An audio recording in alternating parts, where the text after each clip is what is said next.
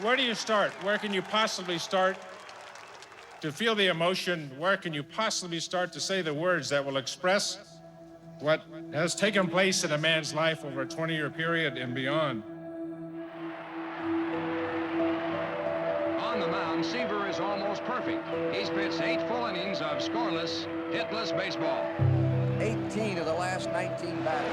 Seaver's getting tougher and tougher as this game goes along. Blow it right by. There's a fly ball hit out to the left. Waiting is Jones. The Mets are the world champions. 69 goes. Ball strike 3 call, and Seaver has a brand new National League record. It was a long time coming, but early in the summer of 2019, the New York Mets, that star-crossed baseball club in Queens, that team of miracles and heartbreak and just about everything in between, had an announcement to make. They were changing the address of their ballpark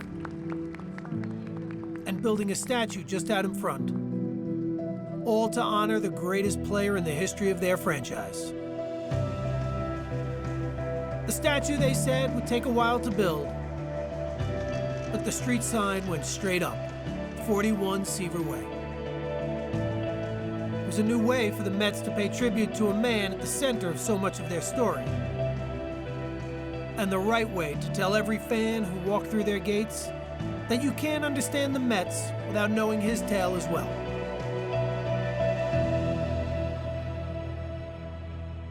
Back to throw. There's a left back. It's going to be, I believe, the Giants won the pennant. The Giants won the pennant. To understand what the Mets and Tom Seaver meant to each other and meant to New York, you have to go back to before the Mets ever existed. Actually, to the very reason the Mets were born. They had a team in Brooklyn, the Yankees in the Bronx, and then right across the river, the New York Giants. People still talk about it today, what baseball meant to New York in the 50s. From 1947 to 1957, a New York team appeared in the World Series every year. And then the next year, there starts to be rumblings. Brooklyn and the Giants are going to move west. And it wasn't like they were moving to New Jersey. They were moving to California. These National League fans had their hearts gouged by the departures of the Dodgers and Giants. It would be hard to describe how devastated everybody was. It was a terrible blow. I didn't realize even at that point, it did real damage to the psyche of the people because the Dodgers were the great pride of Brooklyn. It was a painful time to love baseball in New York. But while millions mourned their losses, the truth was, for both clubs, the move to California was a huge success. The Dodgers and Giants had legions of new fans, including a kid from Fresno, California named George Thomas Seaver.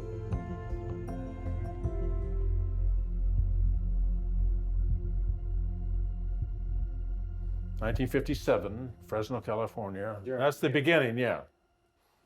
And I pitched a perfect game when I was 12 years old. I'd like to relish the story about it was a perfect game, and I hit the home run. Didn't happen, but it was, makes for a good story. Tom at this stage was really small in comparison to some of the others, and he was ill in the process of developing. He had sort of lagged behind in terms of growth. He had huge hands and big feet, and we knew at some point in time he would grow into those. He was a very competitive individual, and I think his competitiveness extended beyond just playing on the baseball field or the football field or the basketball court or whatever it happened to be. Tom was a baseball and basketball star in high school, but without any scholarship offers, he joined the Marine Corps Reserves after graduation. Morning after I got home from my first year in college, there was a knock at my door at 9 o'clock in the morning. I went up and answered it, and there was Tom standing there.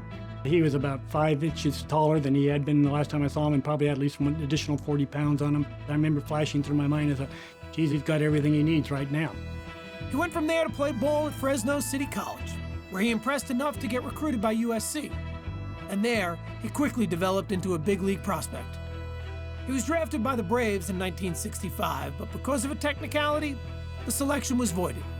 So the commissioner of baseball conducted a lottery of the teams who wanted to sign the kid from Fresno. And wouldn't you know where fate ended up putting him?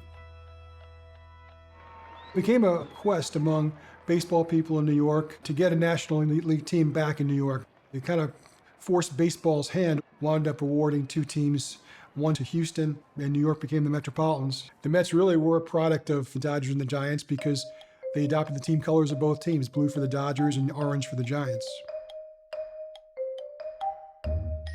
When the Dodgers left, a lot of the people had a sour taste in their mouth and they went away from baseball. When the Mets came in, they adopted the Mets as their team. When the Mets came into existence in '62, we embraced the Mets and suffered and were loyal, even though they were the laughingstock of baseball.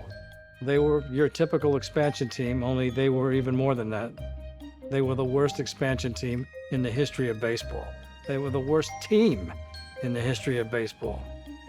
The joke was they should have printed some sort of disclaimer on the tickets.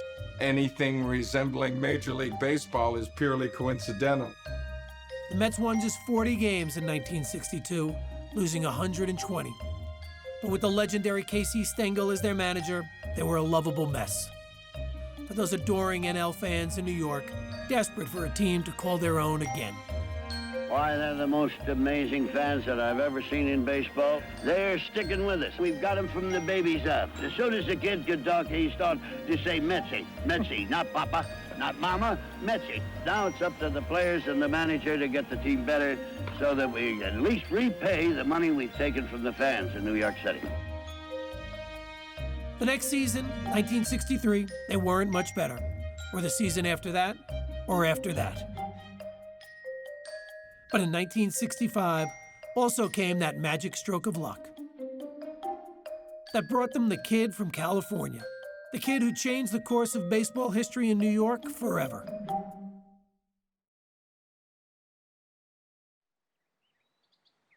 We love the view of the valley. We love the view of the vineyard. We love the view of the pool and the water. One of the things about living here is you do have seasons too. Mm-hmm. I mean, you have spring, summer, fall and winter, and we get some rain, we get a little bit of snow. We do get this breeze that comes up, cools the terrace down. One of the things you have to do is just stop and just take part of it. And enjoy it. And enjoy it, yeah. It's a great place to be. It's very special to be, yeah. Mm-hmm. All these years later, Tom and Nancy Seaver can look back here on the life they've lived together, with no shortage of great times to drink to. Two kids from Fresno who went to the top of the world together, all thanks to a game that became part of a classic American love affair.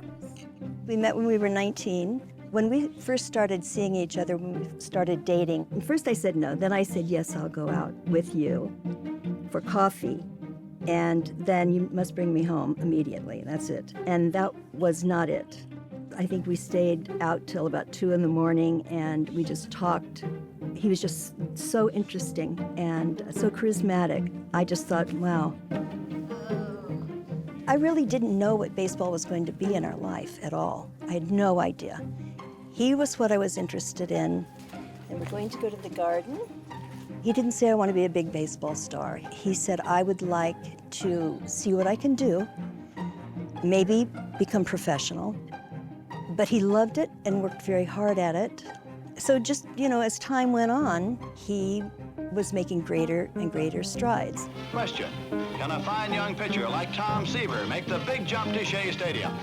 He went away to play AAA, and he called me on the phone and said, I'm going to send you a ticket to Florida. Will you come here and marry me? I said, well, yes, I will. Yes, I definitely will, without question. And that was just it for me. They got married in the middle of the 1966 season. The next spring, Tom got a shot to join the big club in New York, and the Seavers got a small apartment in Queens, just a few minutes from Shea Stadium. Going to New York, that was a whole different experience. I found a great little garden apartment. I think it was $125 a month furnished. I felt very embraced, actually, by the fans, the people, the public. New Yorkers, they are knowledgeable, and they read the papers, and if they haven't been to the game, they still know what's cooking.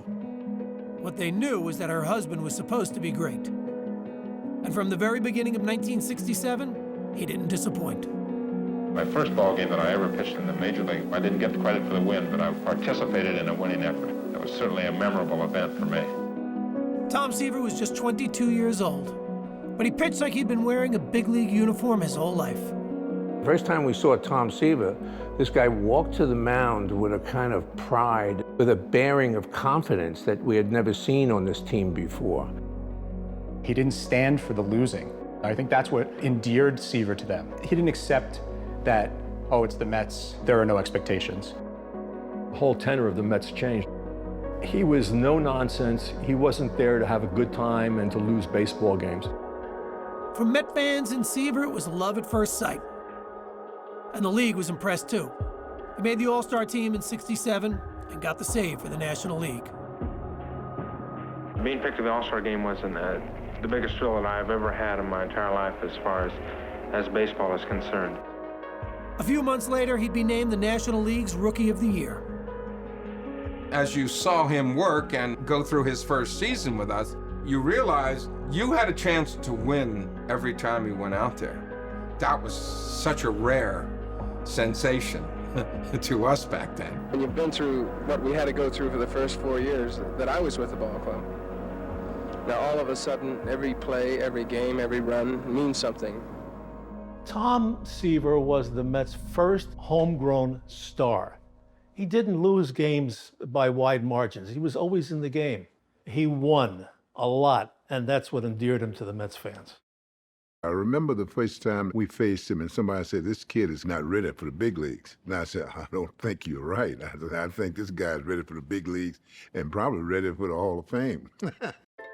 Tom and I were looked at as the kind of the young mainstays, build-around type guys on the club. They were gradually starting to get rid of some of the older guys. This is Tom Seaver and Joey Kurzman. They're the new Mets. When the Mets were born, they were both in high school, but they're winners. Between them, they spent only a total of 4 years in the minors. They are young and talented. They're what the new Mets are all about.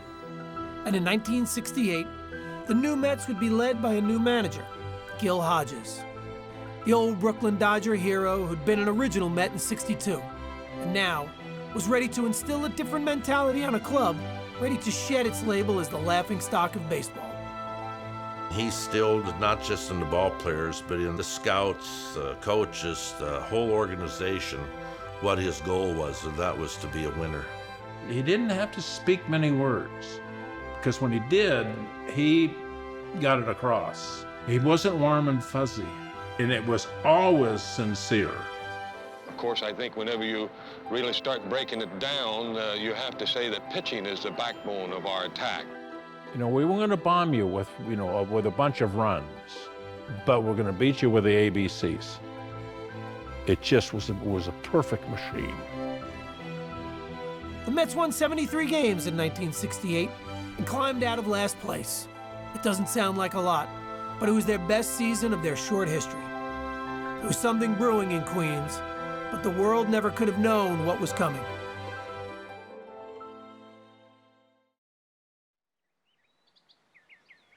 Well, here we have the Seaver Vineyard. Welcome to the office. GTS Vineyards. Cabernet, Clone 7, 337, 191, and Clone 6. For years now, this has been Tom Seaver's passion.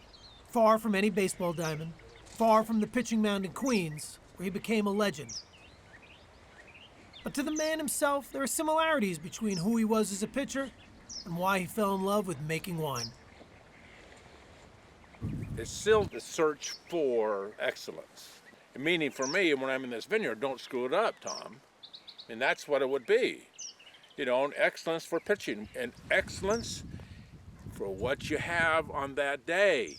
What am I going to do if I get Rod Carew with a runner on second or whoever it might be? It's you look at what you have on that day.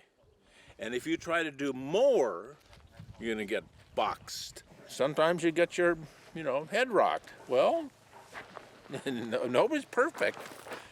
The truth is, he has a point. Nobody's perfect. But every once in a while, the perfect story can still take hold right in front of our eyes. The 1969 season actually began slowly for the Mets. But by summertime, they were winning more games than they lost.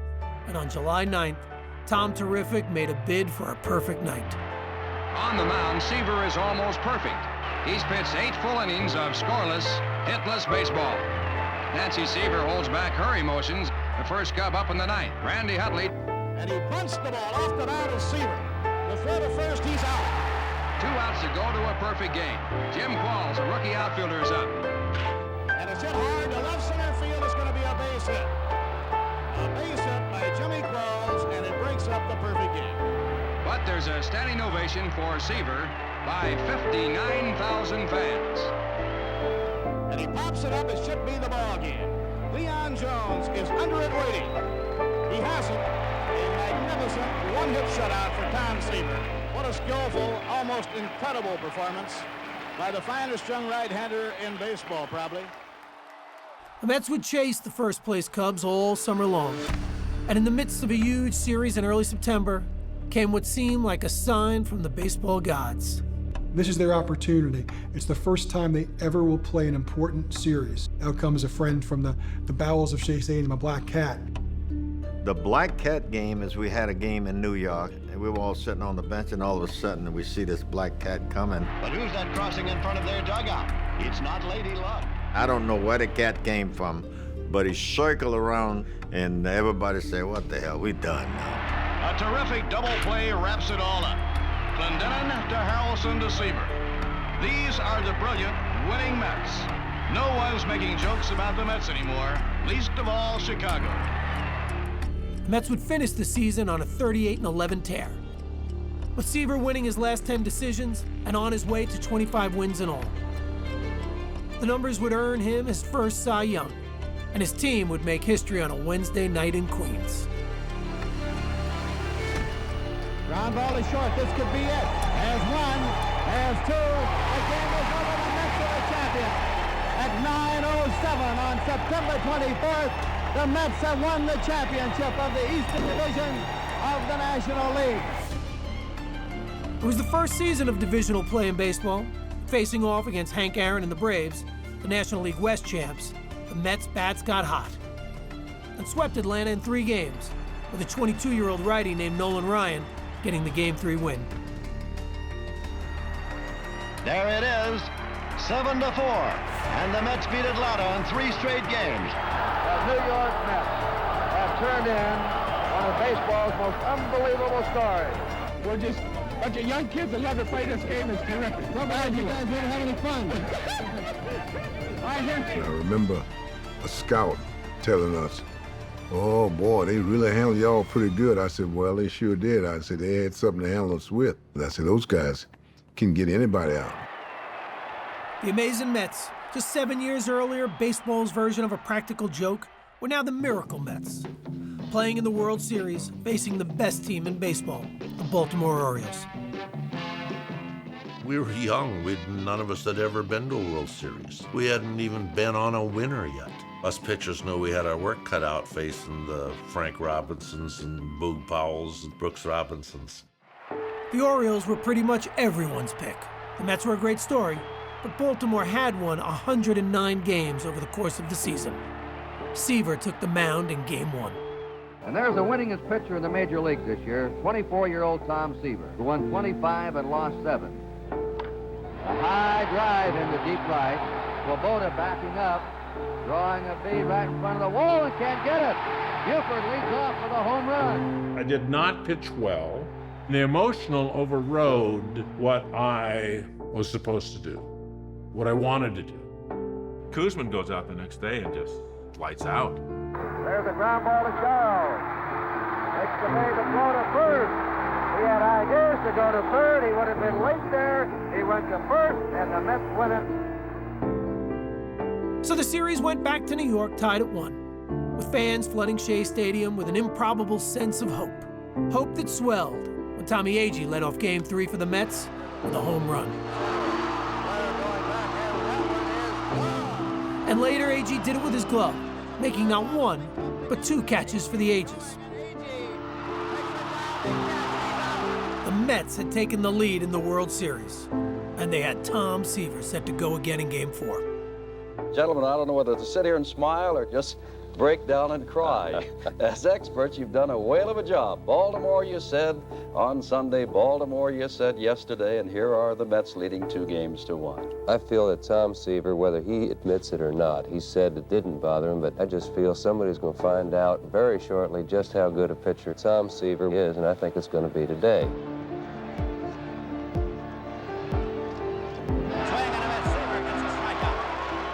You think Tom Seaver, when he went out to pitch Game 4, was worried about Game 1? That was in the rearview mirror. Mets are leading 1-0 in the top of the 7th. Going right by. This was one of those games where the ball was just electric out of my hand. Boom, boom, boom, boom, and a slider. See you later. Next. Seaver's getting tougher and tougher as this game goes along. 18 of the last 19 batters. And it was an afternoon game. The shadows were just right. Tom took a 1-0 lead into the 9th before the Orioles rallied, putting the go-ahead runners on for future Hall of Famer Brooks Robinson. Fly ball can tie it up for the Orioles. Straight away for him in the outfield. And there's a drive to right center. Swoboda comes up with it, and to third. Here comes Frank Robinson. The game is tied. If Swoboda had missed that ball, the Orioles would have gone ahead. That's Nancy Seaver. She gets a little emotionally involved in these things, Kurt, and she always sits in that seat when Tom is pitching. 1-2 delivery. Breaking pitch struck him out. So we'll be going to the bottom of the 10th. There'd be 2 men on in the bottom of the 10th when Gil Hodges finally took Seaver out, sending up a little-known pinch hitter named J.C. Martin. He squares to bunt. Bunts the ball, a good one. It's taken now by Rickert, throws to first, out and hit him in the back. Here comes the winning run. The ball is in play. The Mets win the ball game. Nancy is a happy, happy girl as Tom Seaver has his first World Series victory ever. The New York Mets have gone ahead of the Baltimore Orioles in World Series play, 3-1. Tom, I talked to your wife before the ball game, and she was so darn nervous, and she's a great gal. I think she gets more nervous than I do. She's a great bit of encouragement for me. You pitched a good ball game, and it looked like you got stronger about the 6th inning. I did. I got a kind of a second win and made a couple of bad pitches in the 9th inning, gave up a run, but this club just never stops fighting. You think we're going back to Baltimore? I don't want to, Tony. I hope not. If the Mets won Game 5, they wouldn't have to go back. They were 1 win away from a miracle finish. The Mets fell behind in Game 5, 3-0, but came back late to take a 5-3 lead into the 9th.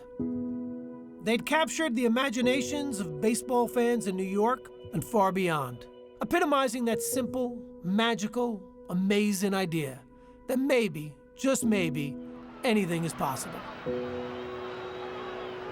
The 2-1 pitch. There's a fly ball hit out to left. Waiting is Jones. The Mets are the world champions. Gary Koosman being mobbed. Look at this scene.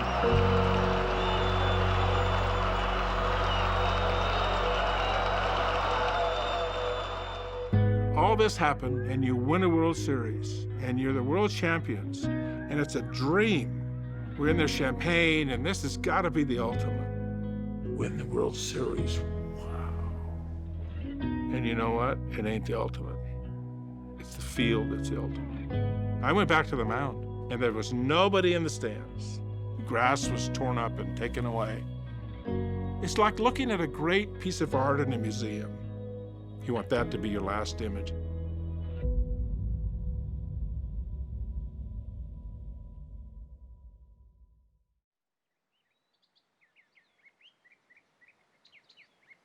We have about 3.5 acres. It's enough for about 500 cases. We're sold out. We sell it overnight.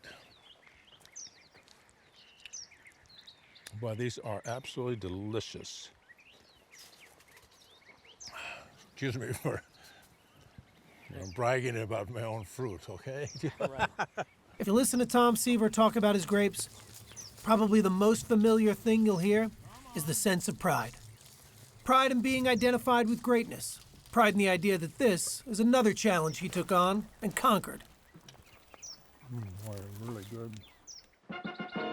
Of course, half a century ago, it was the pride in being the face of an amazing miracle, and knowing how much more history there was to write. Big Shea sets the stage as pride ripples through the air. Record crowds will fill Shea Stadium time and time again to find out if the amazing Mets can repeat as world champions. And while the Mets wouldn't be able to do it in 1970, falling back to earth in third place, on the mound, Tom Seaver was just as dominant. He led the National League in ERA and strikeouts and made his 4th straight All-Star team. He was Tom Terrific, the franchise, and he was squarely in the middle of his prime.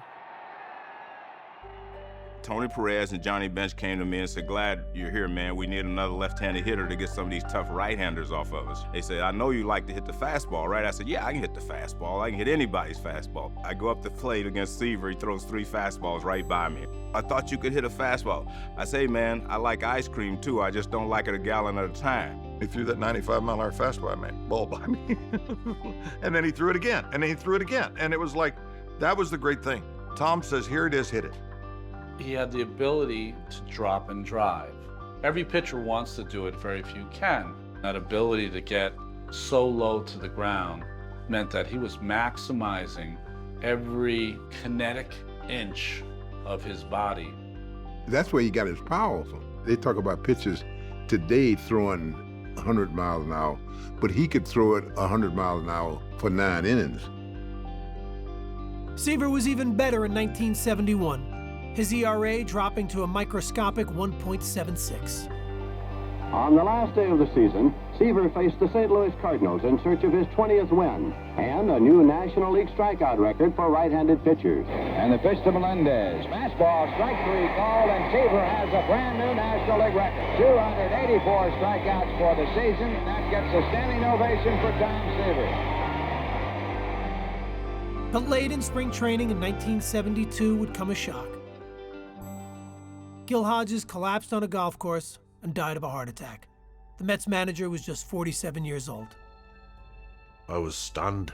It was like my father died. What are we gonna do now? It's like we're lost. If Gil would have lived longer, the Mets would have been a better team, and Gil Hodges is a shoo-in for the Hall of Fame. The worst thing that ever happened to the Mets was Gil died. As the Mets mourned the loss of their leader, they remained a mediocre team, but always interesting on days when Tom Seaver pitched. Greatness on display, 60 feet and 6 inches from home. But in 1973, something strange happened. It was a lot different than '69, but another mysterious alignment of the stars, based on the idea that sometimes you just gotta believe. Yeah, in a lot of ways, 1973 was the real miracle. The '69 Mets, they won 100 games. The '73 Mets, they were in last place on August 30th. And the line with the pitch. And a bouncing ball out in front of the plate. Grody has it. Throws to first, and Mets win it. The New York Mets are in first place. They're ganging Tom Seaver as Seaver tries to get into the dugout. From the depths of last place on August 30th to first place on September 21st.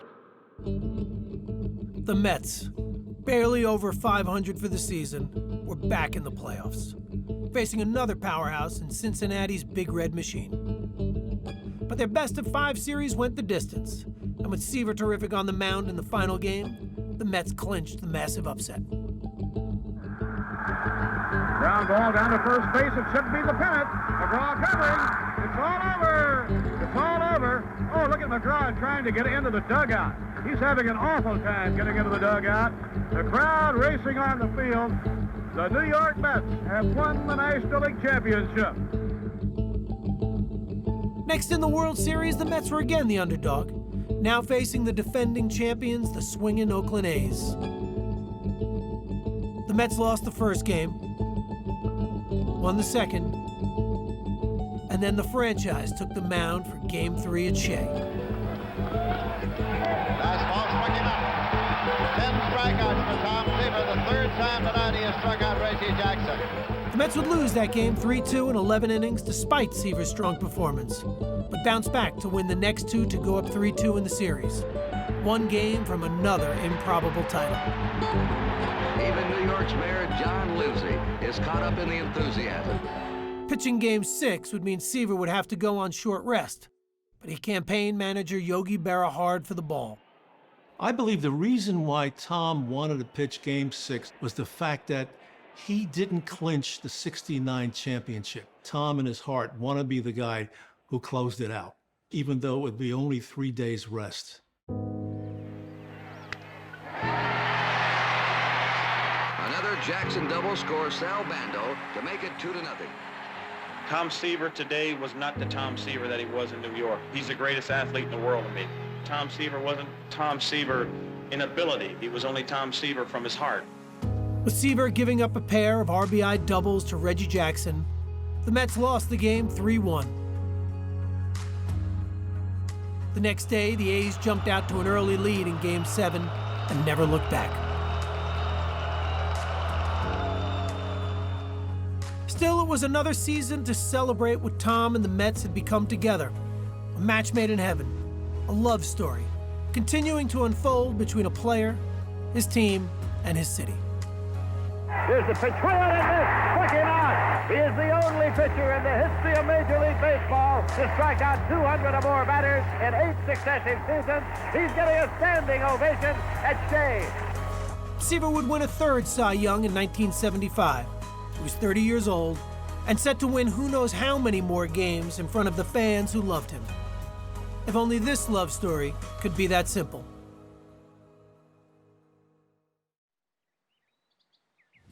Okay. I bet you never thought you'd be doing this, right? What did you do at Seaver's house? Oh, we refracted the sugar.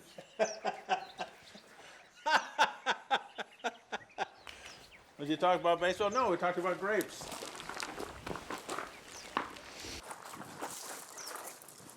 $30. We're getting right to harvest. Here we go. As you get older, you figure out that there are a lot of things you can't rely on. The way you can rely on something like the harvest coming in every year to a small vineyard in California. The rest of the world just doesn't work that way, not even sports. Even there, what you think will last forever, a lot of times just falls apart. We'll pick up the story back in the mid-'70s with a New York newspaper writer named Dick Young. Dick Young did not side with the players in the era of free agency because he was, in fact, in the hip pocket of M. Donald Grant, who ran the team. A lot of things changed as the 1970s went on. For Tom Seaver, the Mets, and all of baseball. Free agency became part of the game, players making more money. And Tom, always proud, never a shrinking violet, spoke out about what he believed in. The disagreements that I had with the people that I worked for, it was a personality thing. Yeah, there were several areas of differences. By 1977, Seaver and the Mets chairman M. Donald Grant were at open war. And Grant had an ally in that Daily News columnist, Dick Young. Young was getting more and more frustrated with the money that ball players were making. And now comes Seaver getting into a contract dispute with the Mets. And Young looked at him as just another one of these greedy ball players. And so he took it upon himself to take on Tom Seaver. Nobody else in the city was going to do that. When he brought up the wives and he wrote the column about Ruth Ryan and Nancy Seaver being jealous of each other, that's when I winced. We all winced. Seaver said, that's it. He called General Manager Joe McDonald and said, get me out of here. Right now, you're looking at an historic moment. Tom Seaver of the New York Mets pitching to Art Howe of the Astros. Kingman goes back and hauls it in. Another win for Tom Seaver, but it's the last pitch he ever threw for the Mets. The situation had become untenable, and then, late on a Wednesday night in mid-June, came the unthinkable. It was called the Midnight Massacre. I think it happened so late that I don't even know if it was in the next morning's paper. So my dad says, I heard on the radio last night, I gotta tell you, Tom Seaver got traded. And I was shocked. This is the guy who won 3 Cy Young Awards. This is the best pitcher in baseball. How could you possibly trade him? His heart was broken. He cried. He didn't want to leave. That was an awful news conference at Shea Stadium in the locker room that night when he had to pack his things and leave. Why would you trade someone that meant so much to your ball club? We could hardly talk. I think he got out a couple of words, but that was about it. Got the other night. I was hurt because Tom was hurt. He had invested a lot of his passion into this team. For the first time in his life, his loyalty had been displaced. As far as the fans go, I've given them a great number of thrills, and they've been equally returned. And with the ovation they gave me the other night, that will be one of the most memorable and warm moments in my life. It rips part of your love for the game, the relationship that you have with an organization and a city and people. It was time for me to go. It was time for me to go. The Mets floundered after the departure of Seaver, and the Shea Stadium became known as Grant's tomb. Making it all the more painful was how terrific Tom would be with the Reds. He made 2 more All-Star teams, led the league in wins one year, and even finished what he couldn't back in the summer of '69. Tom Seaver now a strike away from his first major league no-hitter. He bounces to first base. Dreesen has it. He goes to the bag, and Seaver's got it. Tom Seaver has pitched his first major league no-hitter, and this one belongs to the Reds. But it never felt quite right to anyone, most of all the Mets, who got new ownership and new hope as the '80s began. And after the '82 season, the team made a trade to bring back the franchise. If I can come back here and pitch well, help this ball club, help make them competitive, help the young pitchers, I'll be excited as a rookie pitcher coming in, pitching in New York. Tom Seaver was back at the park he helped make famous, Shea Stadium, and on hand, 49,000 fans, the most at Shea for opening day since '68. The Mets weren't great in 1983, but it felt like something amazing might be brewing all over again. Young players, the right mix, and of course, Tom Terrific back where he belonged. Seaver strikes him out. Until somehow, he wasn't. Somehow, some way, the Mets figured out a way to mess it up again. I called Seaver up and I said, look, the reason I'm calling you, Tom, is I have some really bad news for you. You know this free agent compensation draft that's going to be happening tomorrow? He goes, yeah, what about it? I said, well, your name is in it. The Mets have left you unprotected. The Mets had figured that no one would want an aging pitcher with a big salary. But the Chicago White Sox saw a chance to get a legend. Each time that happened, you kind of lose a little of the wind in your sails. So I think he was saying, well, maybe I don't want to play baseball anymore. Maybe it was time for him to come home, hang up his cleats, and start to think about his future. However, I suggested that he go for his 300th win. I knew if he didn't at least try, that it would always be back there.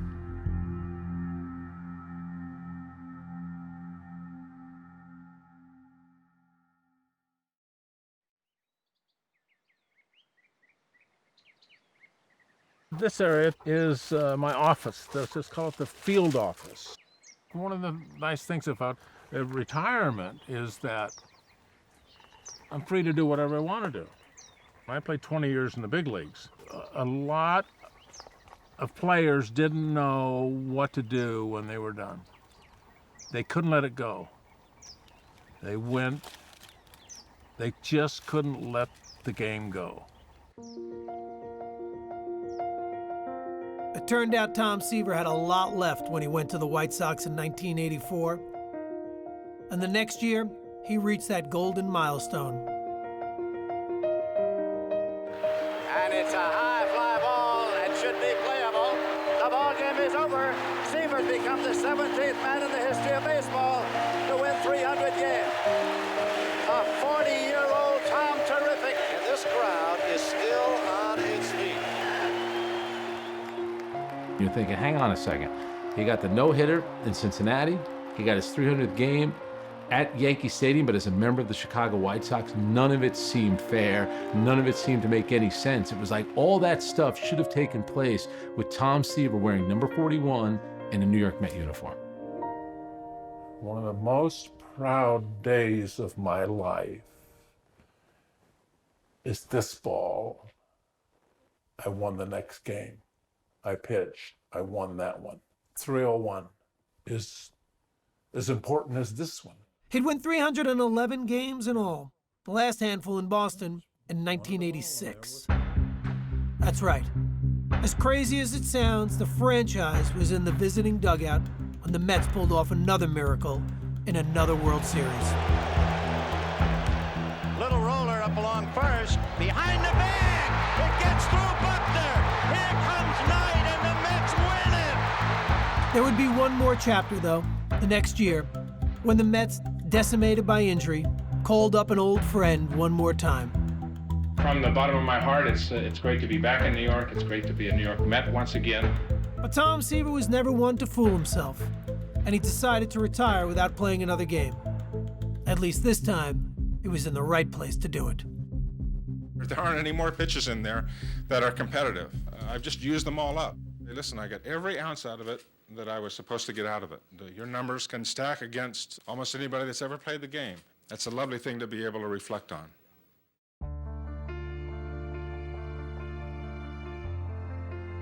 In the decades since, Tom Seaver has been back to Queens lots of times to call games and on special occasions. Tom Seaver.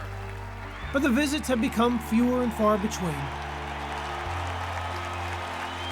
It just seemed like Tom was happiest in the home he and Nancy had made for themselves after baseball, their vineyard. Then, on the 50th anniversary of the Miracle Mets, we got some news. At age 74, Tom was retiring from public life. He'd been diagnosed with dementia. He wouldn't be coming to New York again. He wouldn't be a part of any more celebrations of his team or his brilliance. There's a swing and a miss. Struck him out. He's one of the greatest pitchers that ever played the game. Struck him out. Seaver has 19 strikeouts. I think he made all of us better. If you went out there halfway against Tom, he was going to embarrass you. No one ever electrified the city like Tom Seaver. He was the franchise. To this day, he's a god in New York. When you think about the New York Mets, the first name that should come to your mind, no matter how old you are, should be number 41, Tom Seaver. Because he was and is the Mets. It may seem sad to think that we won't be able to see Tom Seaver again, but the truth is, we will. Every time we close our eyes and picture him on the mound, his knee stained with dirt, turning pitching into art, and doing it for the Mets. That's the best way to picture the franchise. And you'd like to think he'd be pretty happy with that too. He said at one point, I can't be Tom Seaver anymore. Well, he's always going to be Tom Seaver. The Met fans know Tom. They know exactly who he is. You know, he just, I think he's terrific.